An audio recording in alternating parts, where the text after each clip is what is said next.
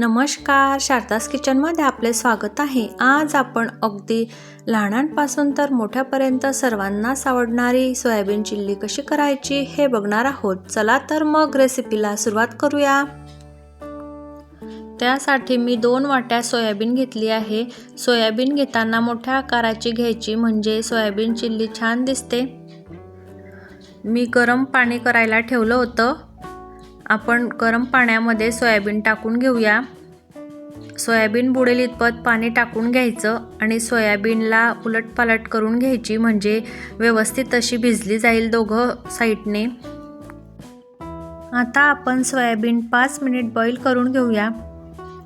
जास्त वेळ पाण्यामध्ये उकडून घ्यायची नाही, नाहीतर ती सोयाबीनचे तुकडे तुकडे होतात, व्यवस्थित सोयाबीन चिल्ली होत नाही। म्हणून जास्त वेळ ठेवायची नाही पाण्यामध्ये। बघू शकता छान अशी फुललेली आहे सोयाबीन।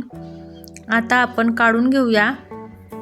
मी चाळणीमध्ये सोयाबीन काढून घेतलेली आहे आणि 1 ग्लास थंड पाणी टाकून घ्यायचं, जेणेकरून आपल्याला सोयाबीनमधलं जे पाणी आहे ते काढताना हाताला चटके बसणार नाही, म्हणून थंड पाणी टाकून घ्यायचं। सोयाबीनमधलं पाणी काढताना अगदी हलक्या हाताने काढायचं, जास्त दाबायची नाही, नाहीतर सोयाबीन वड्या तुटल्या जातात आणि व्यवस्थित सोयाबीन चिल्ली होत नाही। म्हणून हलक्या हाती सोयाबीनमधलं पाणी काढून घ्यायचं। अशाच प्रकारे आपण सगळ्या सोयाबीनमधलं पाणी काढून घेऊया। पूर्णपणे जर पाणी निघालं त्यामधलं तर व्यवस्थित अशी कुरकुरीत सोयाबीन चिल्ली होते, म्हणून सगळं पाणी काढून घ्यायचं आहे। बघू शकता आपण सगळं सोयाबीनमधलं पाणी काढून घेतलेलं आहे। त्यामध्ये आपण 2 चमचे कॉर्नफ्लॉवर टाकून घेऊया। जास्त टाकायचं नाही, आपल्याला 2च चमचे टाकायचं आहे आणि 2 चमचे मैदा टाकून घ्यायचा। तुम्हाला जर मैदा टाकायचा असला तर टाका, नाहीतर कॉर्नफ्लॉवर जरी टाकलं तरीही चालेल। 1 चमचा सोया सॉस टाकून घ्यायचा। रेड चिली सॉस आणि टोमॅटो केचप पण टाकून घ्यायचा, मी एकत्र करून घेतला आहे, तो पण टाकूया। पाव चमचा मिरपूड पण टाकून घ्यायची आणि मिरची पावडर टाकायची 1 चमचा। अर्धा चमचा काश्मीरी मिरची पावडर पण टाकून घेतली आहे मी, जेणेकरून छान असा कलर येतो सोयाबीन चिल्लीला। चवीनुसार मीठ टाकून घ्यायचं आणि हे सगळं एकजीव करून घ्यायचं, व्यवस्थित मिक्स करून घ्यायचं। मी यामध्ये आलं लसूणची पेस्ट टाकून घेतलेली आहे, 1 चमचा स्किप झालेली आहे माझ्याकडून। आता हे मिक्स करून 10 मिनिटं मुरत ठेवायचं आणि मग तळायचं। बघा 10 मिनिटं झाले आहे। मी कढईमध्ये तेल तापायला ठेवलं होतं, तेल तापलं आहे। आपण सोयाबीन तळून घ्यायची, अगदी 1-1 टाकायची।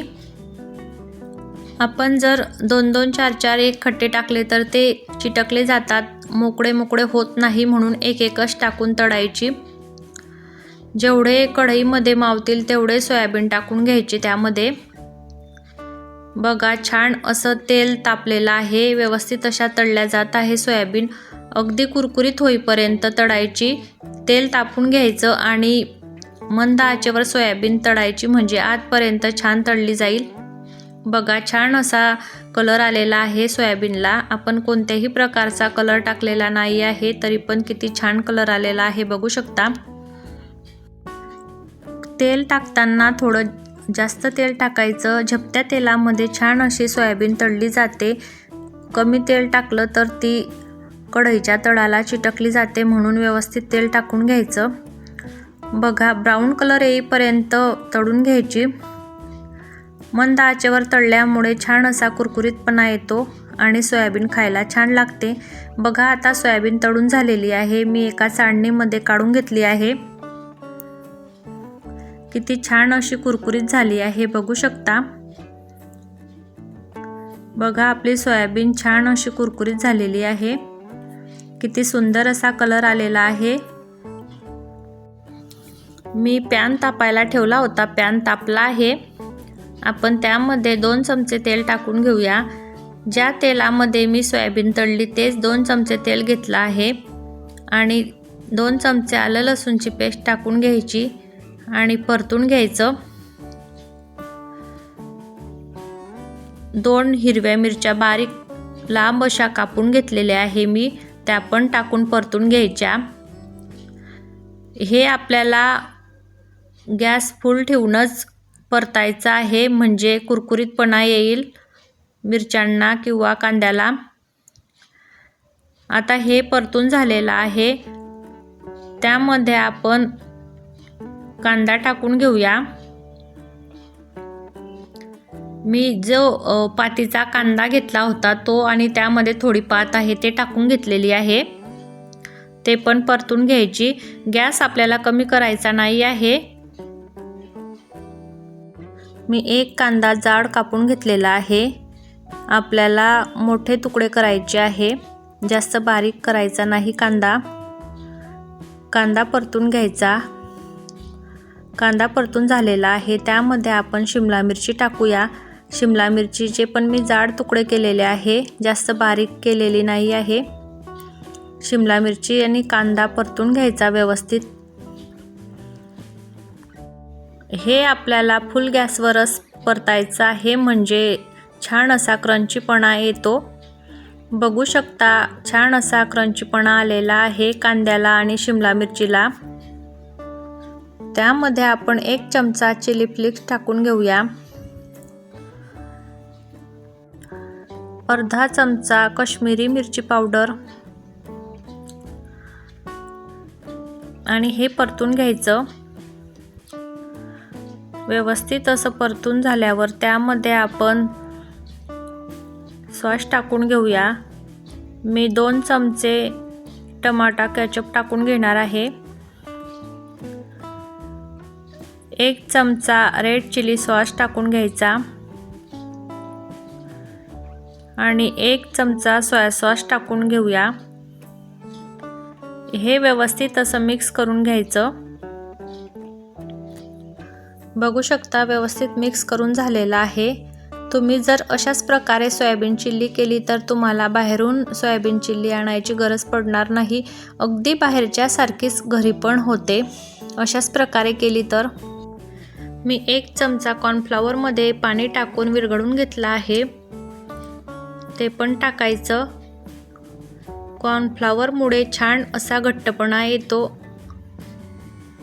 आणि व्यवस्थित अशी सोयाबीन चिल्ली होते।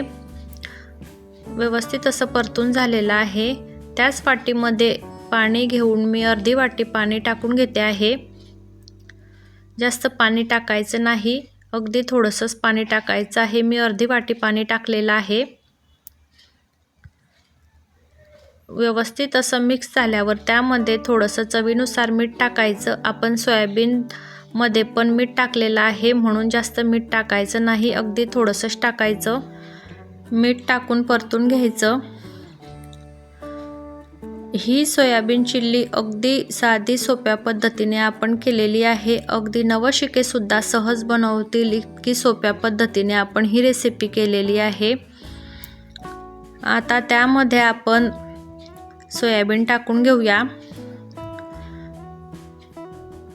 सोयाबीन व्यवस्थित मिक्स करून घ्यायची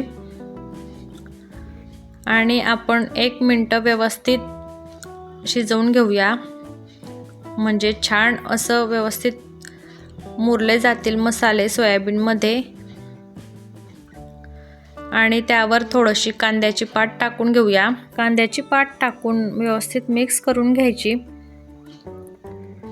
बघू शकता आपली सोयाबीन किती छान अशी दिसत आहे। तर सोयाबीन दिसायला इतकी सुंदर आहे तर खायला किती अप्रतिम असेल। बघितल्या तोंडाला पाणी सुटेल इतकी छान अशी सोयाबीन चिल्ली होते।